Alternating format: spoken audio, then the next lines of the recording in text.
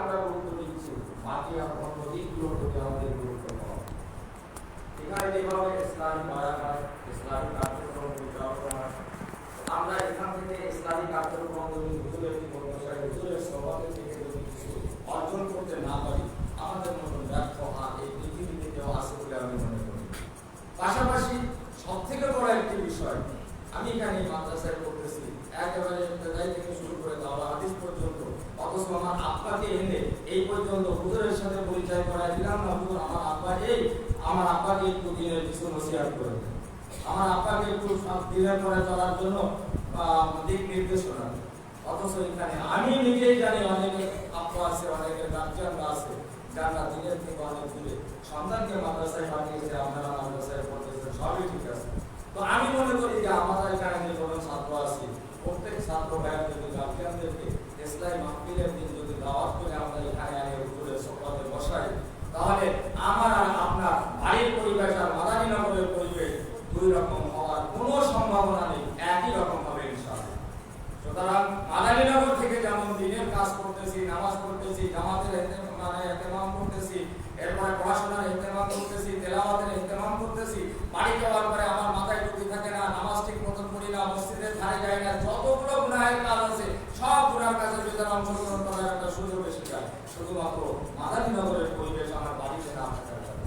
সুতরাং আমরা যদি এইবার সংকল্প, আমরা যদি আমাদের নিজেরা দৃঢ়ভাবে আমরা এই কথা বিশ্বাস করে নিই এবং এটা আমাদের জন্য যদি চেষ্টা করি, যে ইনশাআল্লাহ আগামী যে ইসলাম হবে, সব গুজারি হবে, এই সব গুজারিতে যে কোনো কায়দায় আমার আব্বা থাকুক, বড় ভাই থাকুক, আমরা তাদেরকে দাওয়াত করে মাদারীনগর মাদ্রাসায় হুজুরের সাথে আমরা হুজুরের সহমতে কিছু সময় কাটানোর ব্যবস্থা করবো ইনশাআল্লাহ। এই ওসিলায় আমার মাদারীনগরে থাকা অবস্থায় যে পরিবেশ, আমার বাড়িতেও ইনশাআল্লাহ সেই পরিবেশ তৈরি হয়ে যাবে। তো আমার বাড়ি যখন এতগুলো ছাত্র, প্রত্যেকের বাড়ি যখন মাদারীনগর মাদ্রাসার মতন পরিবেশ সৃষ্টি হয়ে যাবে, তখন আমাদের নতুন করে আশপাশের ছাত্রদেরকে দাওয়াত করে মাদারীনগরে আনা লাগবে না, অটোমেটিকলি আশপাশের লোক এসে বলবে যে আমার সন্তানটাকে একটু মাদারীনগর নিয়ে দেবে। বাস্তবতা আমার আজকেও, আমি কালকে রাত্রে আসছি, সকালবেলায় দুজন মানুষ আসছে যে হুজুর আমার সন্তান ছেলে দুটোকে একটু মাদারীনগর ভর্তি করবো, গরিব মানুষ একটু করে বলে দেন, আমার ছেলে দুটোকে মাদারীনগর ছাড়া পাবো। কারণ এর অনেকগুলো কারণ রয়েছে। সুতরাং আমি কথা দীর্ঘায়িত না করে হুজুরের মূল্যবান কথা আপনাদেরকে শোনার জন্য, আমি শোনার জন্য আগ্রহ ব্যক্ত করে আগামী ছাত্র জমিয়াতের কাউন্সিল সুন্দরভাবে যাতে সফল হয়, এই প্রত্যাশা রেখে আমার সংক্ষিপ্ত কথা এখানে শেষ করেছি। আমার বক্তব্য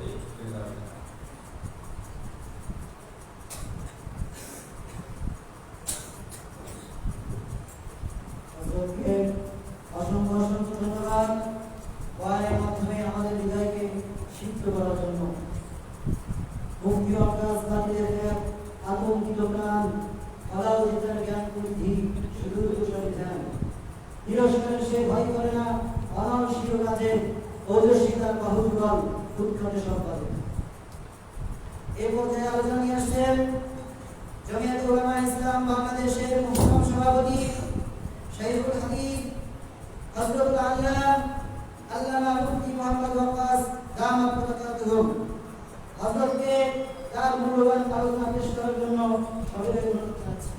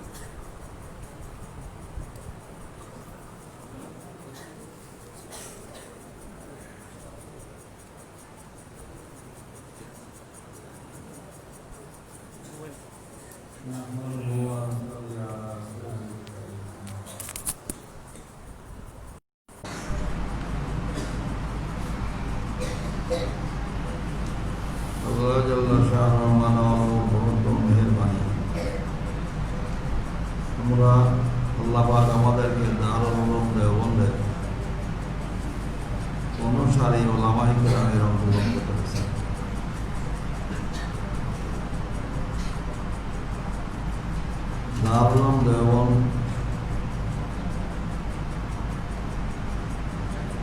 একটি সামগ্রিক জীবনের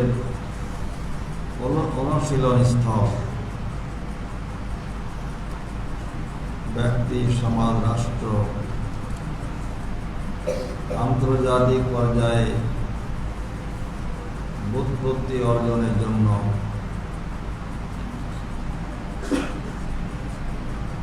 একটি তরবিয়াতগাহ,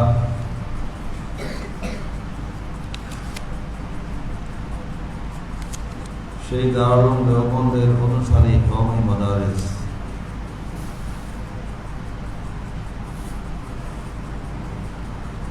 এর আবেদন কি ছিল? দারুল উলুম দেওবন্দের অনুসারী প্রতিটি ছাত্র, প্রত্যেক আলেম দারুল উলুম দেওবন্দের সামগ্রিক জীবনের তালকিন নিয়ে উপমহাদেশ তথা বিশ্বব্যাপী ছড়াই পড়েছিলেন। দ্বীনের সর্বস্তরে মেহনত করে যাচ্ছেন।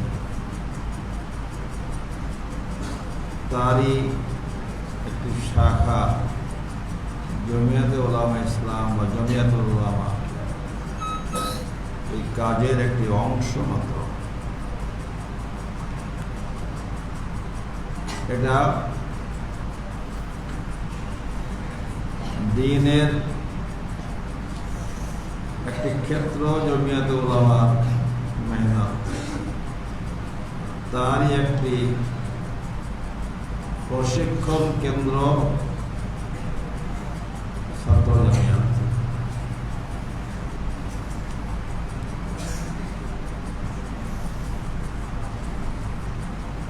যখন দারুল উলুম দেওবন্দে পড়ি, আমরা গেলাম 4 জন প্রথম বছর। মুফতি ফজলুল হক, মাওলানা ফজলুল হক মুফতি ফজলুল হক ময়মনসিংহের শেষে গেছেন। এর আগে আমি গেছি, তার আগে মুফতি গোলাম রহমান এবং আবুল হাসান ঢাকাবি বাড়িধারার উস্তাদ। আমরা 4 জন যে জমিয়াতে উলামা বাংলাদেশ তখনও গঠন হয় নাই, আমরা 4 জন বসে একটা সিল বানালাম, জমিয়াতে তুলাবায়ে ইসলাম দারুল উলুম দেওবন্দ, বাংলাদেশ দারুল উলুম দেওবন্দ শাখা। 1973 ইংরেজির ঘটনা, 72-73। জমিয়াতকে সেই ছাত্র জীবন পাকিস্তান থেকেই দারুল উলুম দেওবন্দের রাজনৈতিক অঙ্গনে নেতৃত্ব দানের যে প্ল্যাটফর্ম জমিয়াতে উলামা, ছাত্র জীবন থেকেই আমাদের মন মানসিকতায় আকাবের সামগ্রিক জীবনের তাদের রাহনুমায়ী পদচারণা আমাদেরকে শেখানো হয়েছে, অনুশীলন করা হয়েছে। তাই দারুল উলুম দেওবন্দে যে প্রথম বছরেই একটা সিল বানালাম, এরপরে সাহারানপুর থেকে গোয়েন্দারাও আসলো, জিজ্ঞেস করলো আবার কি? আমরা বললাম যে আমরা তো বাংলাদেশের ছাত্র জমিয়াতে উলামা, এখানে তার ছাত্র সংগঠন এই বানাইছি, তাদের ধারণা ছিল আবার কি না জানি। 1973 ইংরেজির ঘটনা, আজকেই এটা প্রকাশ করলাম, হয়তো ইতিপূর্বে প্রকাশ করেছে, মনে হয় করেনি। আকাবেরে দেওবন্দকে তখন ওখানে দেখতাম। হযরত ফিদাই মিলাদ আশরাফ মাদানী রাহমাতুল্লাহ আলাইহির যখন দিল্লি থেকে বাইরে থেকে আসতেন, ওনার মজলিস হতো আসর বাদ, সেই মজলিসে শিরকত করে ওনার থেকে বোঝার চেষ্টা করতাম জাতীয় রাজনীতি, আন্তর্জাতিক রাজনীতি, ফর্মুলা। তাই বাংলাদেশে আসার পর অনেক ইতিহাস জমিয়তে উলামা ইসলাম অরাজনৈতিকভাবে গঠন করা হয়েছিল।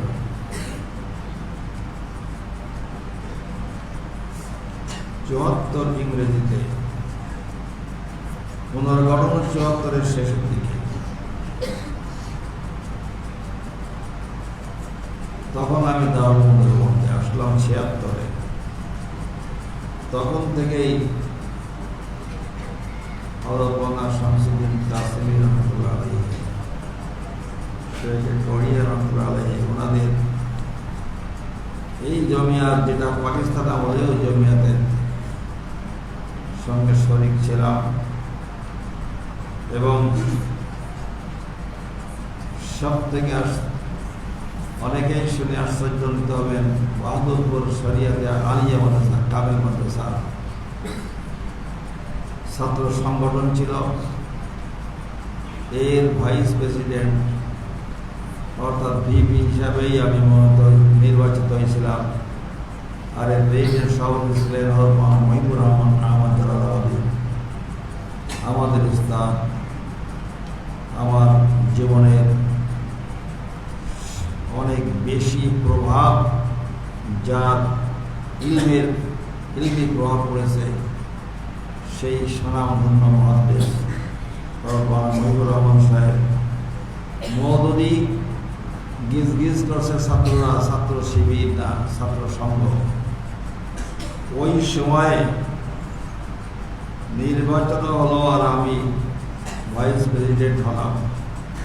আর আমার জানা মতে মনে হয় ওই সময় একজনই ছাত্র যে দারুল দেওবন্দে যাওয়ার সুযোগ হয়েছে, এবং তাদের দর্শন আমার উস্তাদ মাওলানা মহিবুর রহমান সাহেব থেকেই গ্রহণ করেছি। আকাবেরে সেই দর্শন হযরত মাওলানা আশিক আলী, যিনি এখনো ব্রাহ্মণবাড়িয়ার সদর সাহেব নামে পরিচিত, তিনিও তখন ভাইস প্রেসিডেন্ট। তার থেকে আমরা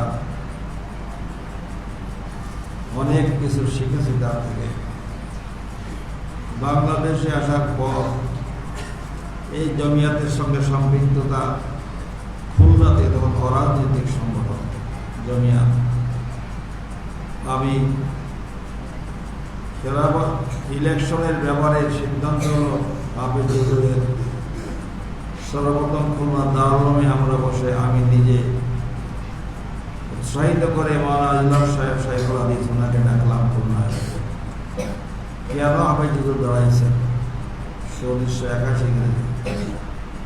বাংলাদেশে প্রথম মিটিং হলো খেলাফত আন্দোলনের খুলনাতে। খেলাফত আন্দোলন তখন হয় নাই, হাফেজুরের নির্বাচনী মিটিং হলো সর্বপ্রথম খুলনাতে। আমি দারুল উলুমের সাইফুল হাদিস নাজিম তালিমাত হিসেবে উস্তাদের সঙ্গে পরামর্শ করে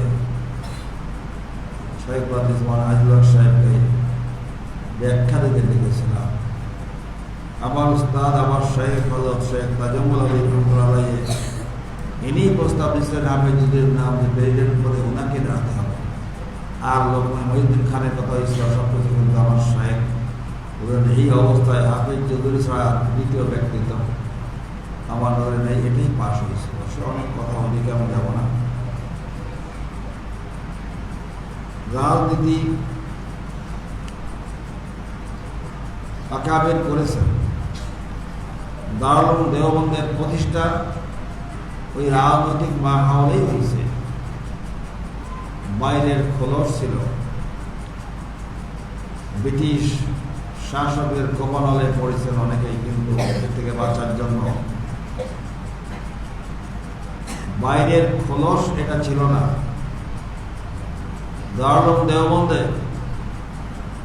রাজনৈতিক চেতা হযরত শাইখুল মাহমুদ হাসান দেওবন্দি, তার কাছে সাক্ষাৎ করতে আসতেন সীমান্ত গান্ধী খান, আব্দুল গফফার খান। গোপনে আসতেন, রাত্রে কথা বলে আবার গোপনে চলে যেতেন। এইভাবে দারুল দেওবন্দে বসে দারুল দেওবন্দের শেখ হযরত শাইখুল হিন্দ গোটা হিন্দুস্তানের নেতৃত্ব দিতেন। উনি যখন হিন্দুস্তান থেকে চলে যান, জমিয়ত উলামা তখন গঠন হয় নাই। খেলাফত তখন ওনার যাওয়ার পরে হযরত আব্দুর রহিম রায় পুরী রহমতুল্লাহ আলাইহিকে ওলামায়ে কেরামের নেতৃত্বের জন্য মনোনীত করে যান হযরত শাইখুল হিন্দ। তার সাথে ছিলেন হযরত খলিল আহমদ সাহারানপুরী। এনারা সবাই হযরত গাঙ্গুহি রহমতুল্লাহ ছিলেন। সে এক লম্বা ইতিহাস। আকাবিরে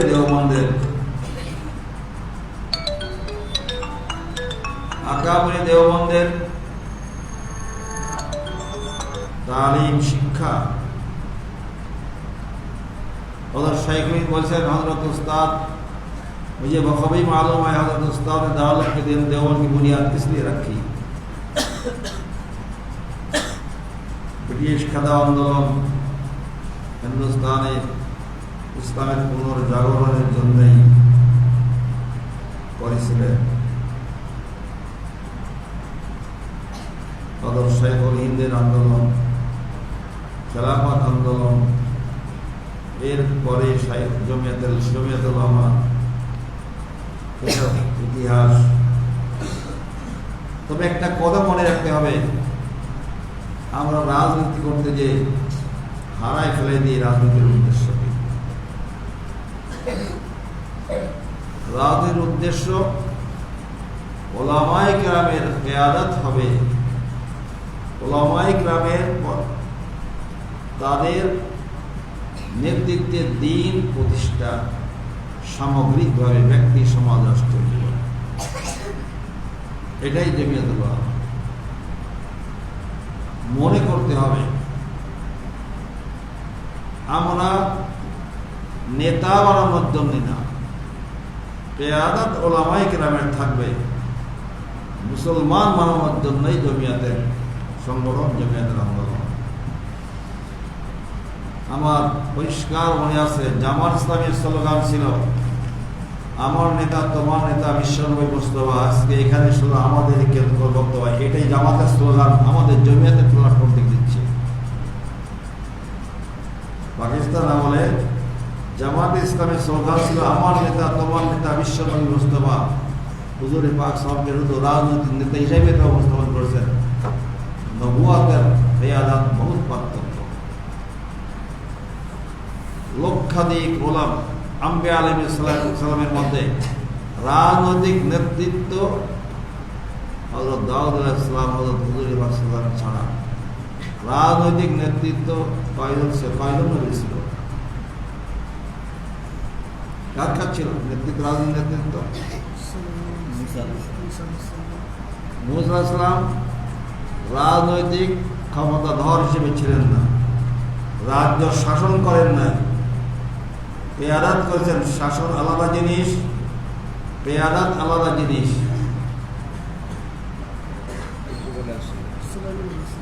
সুলাইমান আলাইহিস সালাম শেষে এসে ইউসুফ আলাইহিস সালাম আসলেন। এর পরেও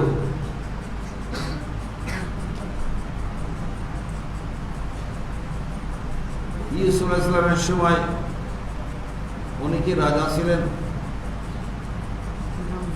ইউসুফ আলাইহিস সালামের ফেরাউনের নাম কি? মুসা সালামের পরে এক ফেরাউন রাইয়ান, তারপরে আর একজন গেল, তারপরে তৃতীয় ব্যক্তি আছে ইউসুফ আলাইহিস সালামের ফেরাউন ছিল ইউসুফ আলাইহিস সালামের জামানায়। ইতিহাসটা পড়া দরকার। উনি রাজা ছিলেন না, ওনার জামানাও ফেরাউন ছিল, মুসা জামানাও ফেরাউন ছিল।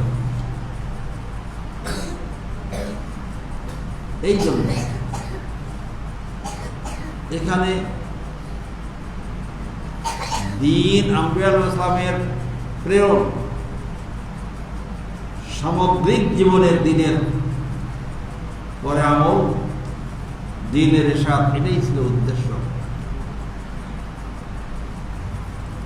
ক্ষমতা, রাজনৈতিক কিয়াদাত, নেতৃত্ব এসে যায় আল্লাহর পক্ষ থেকে, কিন্তু রাজনৈতিক কিয়াদাত উদ্দেশ্য থাকে না আম্বিয়া আলাইহিস সালামের। তাহলে রাসূল পাক সাল্লাল্লাহু আলাইহি ওয়াসাল্লাম সবথেকে বড় রাজনৈতিক নেতা হতেন। যে সময় জিবরাইল আলাইহিস সালাম বললেন হুজুর পাক সাল্লাল্লাহু আলাইহি ওয়াসাল্লামের অর্থনৈতিক চরম দুরবস্থা, তখন আসমান থেকে ফেরেশতা আসলো। জিবরাইল আলাইহিস সালাম পাশে আসেন, জিজ্ঞাসা করলো, আল্লাহ পাক জিজ্ঞাসা করছেন, হে নবী, আপনি কি বাদশাহ নবী হতে চান, না আপনি সাধারণ গরিব যে অবস্থা, এই অবস্থায় নবী হতে চান? হযরত জিবরাইল আলাইহিস সালাম এর দিকে রাসূল পাক সাল্লাল্লাহু তাকালেন, পরামর্শ কেঁদেন।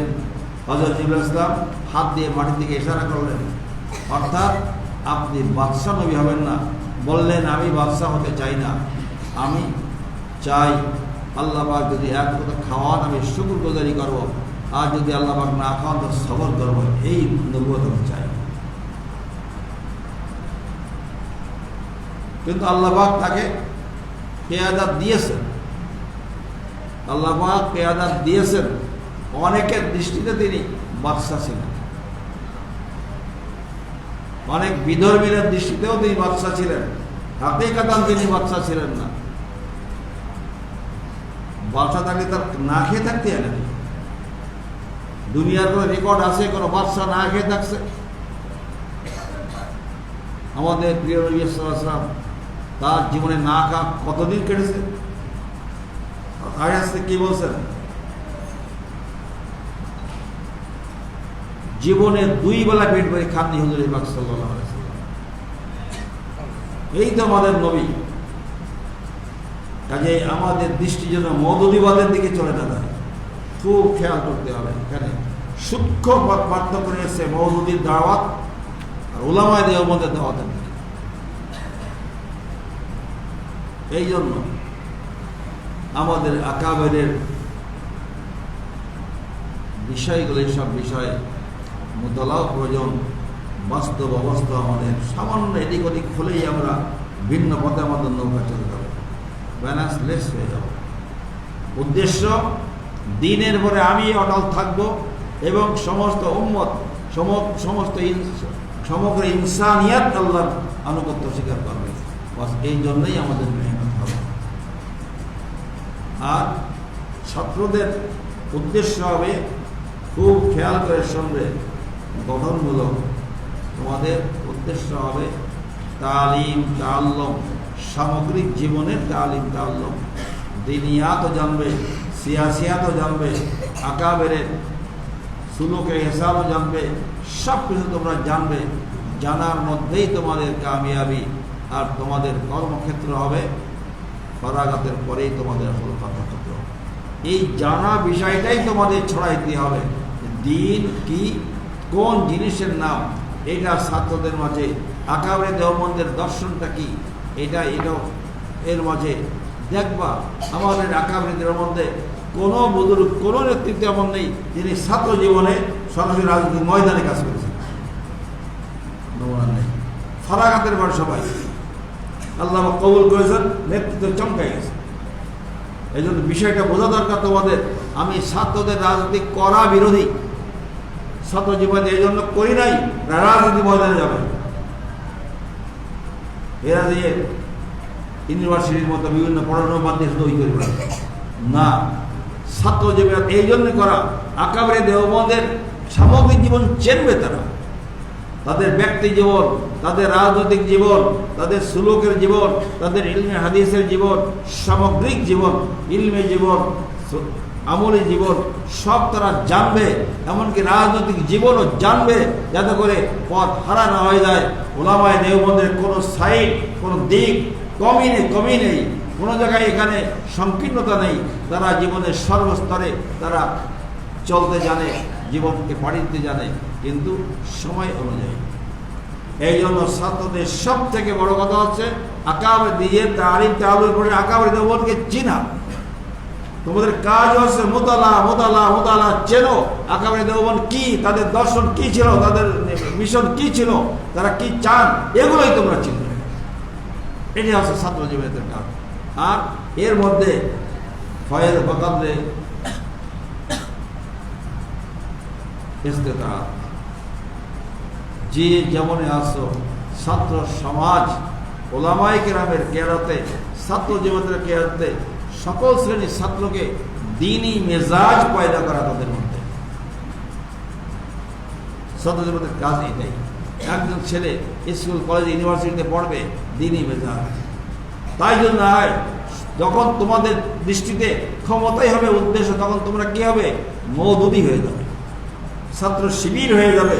তোমাদের দাড়ি থাকবে না, তোমাদের মাথায় টুপি থাকবে না, তোমাদের আমলের ভিতরে ইখলাস থাকবে না, নুমাইশ থাকবে, নুমাইশ।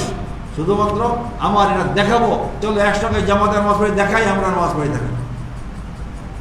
নুমাইশ যখন হবে তোমাদের উদ্দেশ্য, দিন শূন্য হয়ে যাবে তখন তোমাদের, শুধু মাত্র কিছু অনুষ্ঠান থেকে যাবে।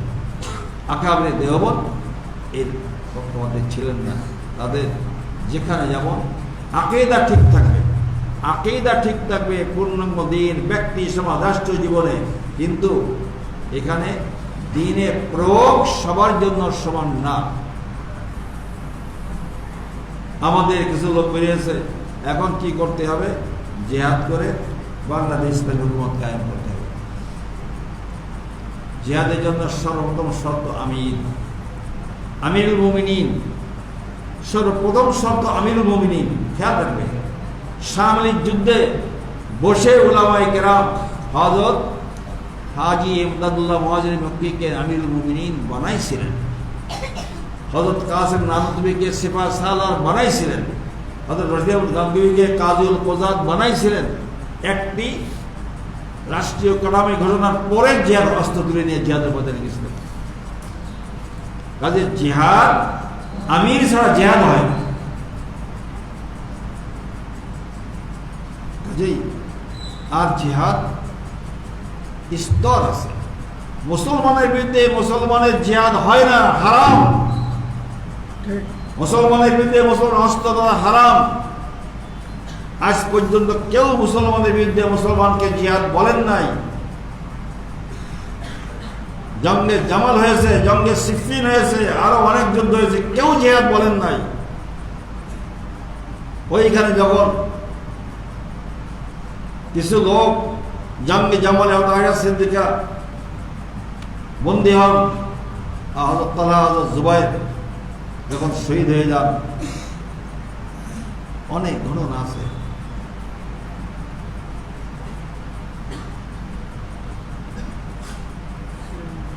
তখন কি হয়েছিল?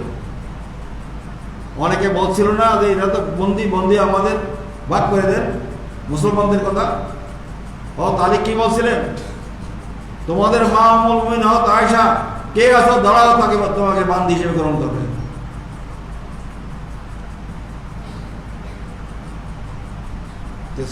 মুসলমান হিসেবে যখন লড়াই মুসলমানদের হবে, এটাকে দাস হিসেবে ব্যবহার করা যাবে না, বন্দি মুক্তি দিতে হবে।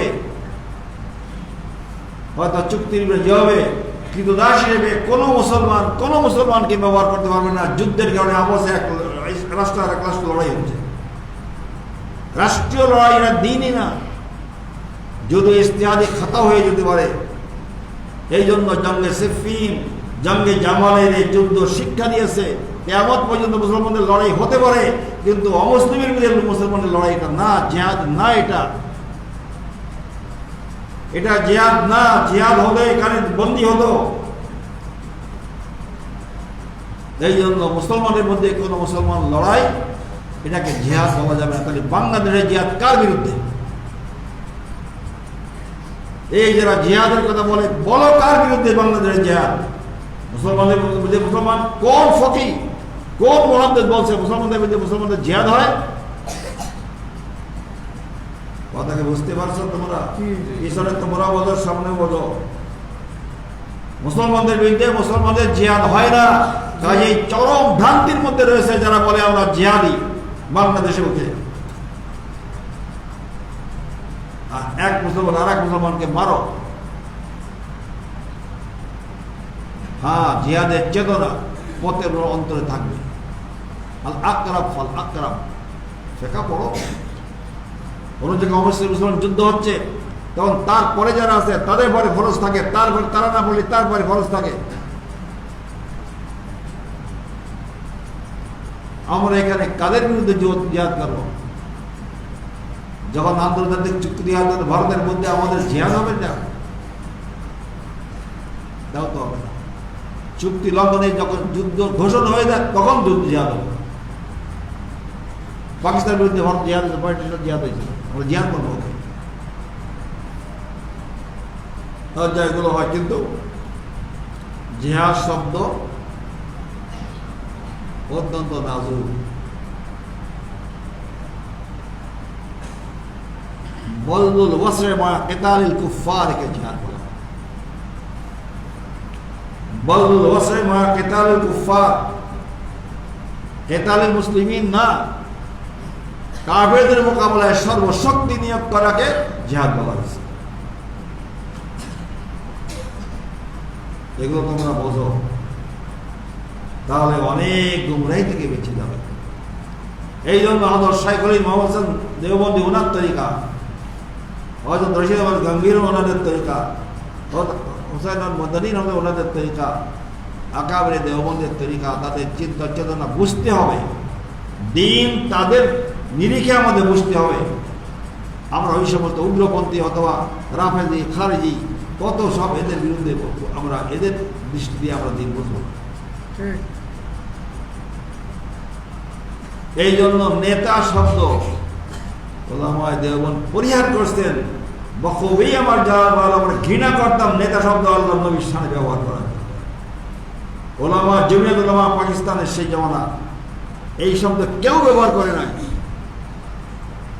কারণ নেতৃত্বের মধ্যে হুজুর ইসলামের নবুয়তকে খাটো করা হয়। হুজুর সাইয়্যিদুল মুরসালিন ছিলেন, নবীদের সর্দার ছিলেন, সবই ছিলেন, কিন্তু সাইয়্যিদুল আউয়ালিন ওয়াল আখিরিন সব কিছু ছিলেন। নেতৃত্বের অর্থ পলিটিক্যাল শুধুমাত্র আসে, ইসলাহি দ্বীনি সব কিছুর মধ্যে শুধু রাজনৈতিক ইসলাম হুজুর ইসলাম পেশ করেছেন, আর কিছু না। তাহলে সমস্ত নবুয়তের নবীদের নবুয়ত বেকার হয়ে যায়, যেহেতু রাজনৈতিক ইসলাম সবার কাছে ছিল না। আহকাম ছিল, আহকামের নেফাজ ছিল, আহকাম চালু ছিল, সেখানে হুদুদ কেসান জারি হতো, সেখানে এটা ছিল, মনসুখ হয় নাই। অনেক শুরু থেকে এগুলো হতো, কিন্তু ক্ষমতা দখলের রাজনীতিটা এটা অন্য জিনিস। এটার সূক্ষ্ম পার্থক্যের মধ্যে এটা আমাদের বোঝা দরকার। যাই হোক, জমিয়ত উলামা ইসলাম একটি আদর্শবাদী দল, আকাবেরে দেওবন্দের অনুসারী। তোমাদের প্রয়োজন আছে, সমাজে বিভিন্ন মত পথের লোক আছে, তোমাদের দায়িত্ব হবে ছাত্রদের দিন কাকে বলা হয়, আকাবেরের কি রাস্তা ছিল, তাদের কি শিক্ষা ছিল, তাদের কি দর্শন ছিল, এগুলো তোমরা জানো। দেনে সেই মোতাবেক পারিপার্শ্বিক সমাজকে তৈরি করবে।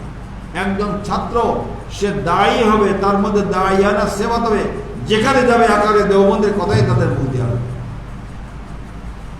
তাদের চিন্তা চেতনাই তোমাদের মুখ দিয়ে আসবে। এই জন্যে তোমাদেরকে আমরা রাজনৈতিক সংগঠন হিসেবে ব্যবহার করতে চাইলে তোমাদেরকে প্রশিক্ষণ দেওয়া হবে। এইভাবে দারুল দেওবন্দ কি, আকাবের দেওবন্দ কি, আকাবের নজরিয়া কি, আহলে সুন্নাত জামাতের কি মতাদর্শ, এইগুলো তোমাদের জানতে হবে। এই জানার মধ্যে তোমাদের যেখানে যাবে এই চিন্তা কথাগুলোই তোমরা আমলি এবং ইলমি ফিকরি নজরিয়া তোমাদের মধ্যে থাকবে, ফিকরি এবং ইলমি নজরিয়া তোমাদের মধ্যে থাকবে। এটা যখন হবে আস্তে আস্তে ছাত্র সমাজে তোমার এই চিন্তা বেরোবে, আমলি মেইয়া হবে আমল এবং সহি ফিকর। যখন এইটা তোমাদের হয়ে যাবে, আর যখন তোমার ফারেক হয়ে যাবে এখান থেকে, তখন তোমাদের কর্মজীবন শুরু হবে। কিন্তু দেখা যায় ছাত্র সমাজে একবার জিন্দাবাদ কর্মজীবনে হারাই দেয়, আর খুঁজে পাওয়া যায়। উল্টো হচ্ছে, আমরা বলছি ছাত্র জীবনে তোমরা শেখো, পড়ো, মোতালা করো, কর্মজীবনে বাস্তবায়ন করো, কিন্তু এখানে বসে চুঙ্গা ফোকার চিন্তা তোমাদের বেশি প্রবল হয়ে যায়, আর জিন্দাবাদের চিন্তা বেশি প্রবল হয়ে যায়, আর কর্মজীবনে আস্তে আস্তে হারাই যায়, উল্টোটা হয় আমাদের। এই জন্যে দায়ী হবে, দায়ী আনা জিন্দগি তোমাদের মাঝে আসা দরকার। এটাই হচ্ছে ছাত্র জমিয়াতের মূল দর্শন। যেখানে যাবে ছাত্র জমিয়াতের ছাত্রত্ব শেষ হওয়ার পরে যুব জমিয়াত, যুব জমিয়াতের পরে 30-35 বছর পরে মূল জমিয়াতে যে তারা থাকবে, এবং আকাবারে দেওবন্দের ওই দর্শন, ওই আমল, ওই ফিকির কমকে ভর দিতে হবে, জানতে হবে। প্রত্যেক তোমাদের মধ্যে, প্রত্যেক ব্যক্তি, প্রত্যেক ছাত্র তার মেজাজের মধ্যে দায়িয়ানা মেজাজ থাকতে হবে, তাহলেই হবে আমাদের আকাবেরের সত্যিকার অনুসরণ। আল্লাহ পাক আমাদের সবাইকে আকাবেরের নকশ কদমে চলার পরে চলে জীবন গড়ার তৌফিক দান করুন। আলহামদুলিল্লাহ।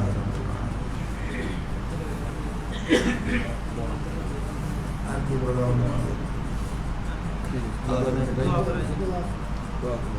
আচ্ছা, তোমরা কি কি করলে দাও তো শুনলাম না। তো কোনো কমিটি তো রয়েছে আর কি, কমিটি কিছু না, কেন্দ্রীয় ফাংশন উপলক্ষে তাদেরকে একটু উদ্বুদ্ধ করা, পড়াশোনা করবে এবং সামনে ইমতিহান, সেখান থেকে হয়তো আরেকটু কন্টিনিউ করবো, কর্মসূচিগুলো কন্টিনিউ করে, এটা হলো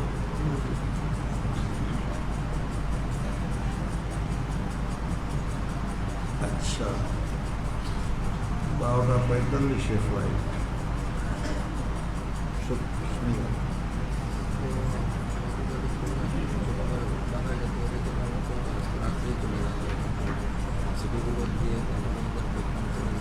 দশে থাকা দরকার।